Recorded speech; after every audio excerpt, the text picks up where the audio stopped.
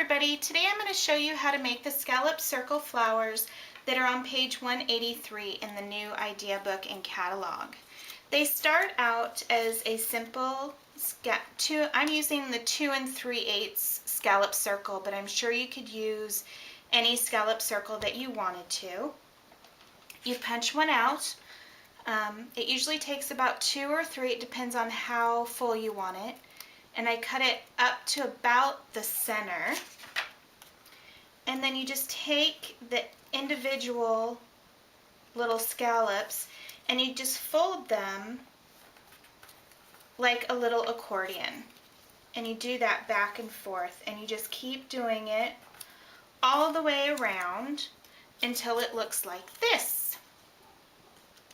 Now I already have 2 that are already folded, and I only want 2 folded for the project that I'm currently doing, but it depends on how full you want it. So if you wanted it really kind of scrunched up, you could probably fit about 2, maybe 1 or 2 more in there, so it would be a total of 4 if you wanted it really scrunched up.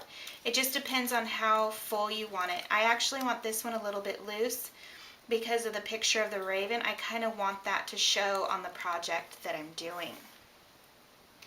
Now you can snail them together, you can, the mono adhesive, or I'm just going to use glue dots, one on that end, oops, and one on this end. Sorry if I went off camera there.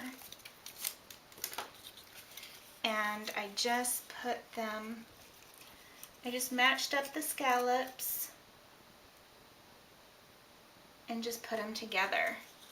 That's the easiest way that I know how to do it, and then you're not sticking and you don't have to worry about it being stuck in the wrong place like you would with snail or sticky strip or anything like that. And then I kind of scrunch it together. Now you can put a brad through here and just leave it a plain flower and put it on a package, a scrapbook page, or a card even, or anything that you wanted to. I'm actually going to be doing something completely different with this, which is going to take a little while, and I don't want to take up all your time, but I appreciate you joining me today, and thank you for viewing my video. Have a great day. Hope to see you soon. Bye-bye.